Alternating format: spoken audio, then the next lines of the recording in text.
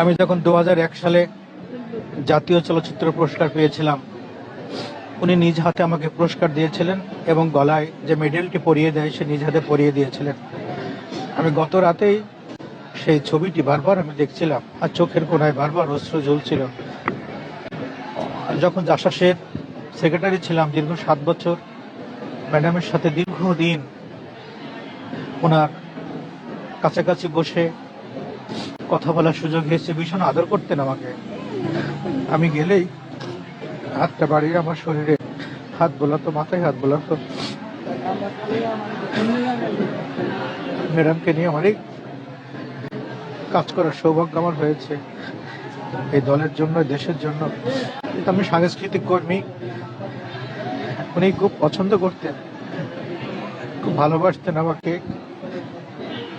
Office শেষ করে যখন প্রয়োজন হতো আমাকে ফোন দিতেন যে তুমি একটু আসো, কথা আছে। যে কোনো অনুষ্ঠান হলেই নির্দেশ দিতেন যে এই কাজগুলো করো, এইভাবে করো।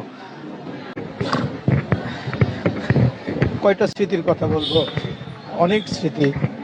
সিলেট যাচ্ছিলাম, রোড মার্চে প্রচন্ড বৃষ্টি ছিল। আমরা ভিজতে ভিজতে সব অনুষ্ঠানে যাচ্ছিলাম। আমার গায়ে প্রচন্ড জ্বর। উনি কাছে ডেকে আমাকে নিজের হাতে মাথা মুছিয়ে দিয়েছিলেন এবং ইলিয়াস ভাই আমাদের যে মারা গেছেন তাকে বললেন যে ছেলেটিকে নিয়ে হাসপাতালে ভর্তি করাও, তাকে চিকিৎসা দাও, তাকে তুমি নিজে টেক কেয়ার করে তার বাসায় পাঠিয়ে দিও। এই যে এই আদর, এই ভালো লাগা, এই ভালোবাসাটুকু আর কখনো পাবো না। একজন নেত্রী হিসেবে তিনি যা দিয়েছেন, যা বলেছেন, সত্যিকার অর্থে মায়ের আদর, মায়ের ভূমিকায় তিনি ছিলেন। আল্লাহ পাকের হুকুম, আল্লাহ পাক তাকে ব্যস্ত নসিব করুক, তাকে নেকবান্ধা হিসেবে কবুল করুক। আমরা যেন সবাই মিলেমিশে তার রেখে যাওয়া সমস্ত কাজগুলো বাঁচিয়ে রাখতে পারি। তার দিক নির্দেশনা যা ছিল, তার যে ইচ্ছা শক্তি ছিল রাষ্ট্র পরিচালনার ক্ষেত্রে, সবগুলো যেন আমরা সবাই মিলেমিশে সমাপ্ত করতে পারি।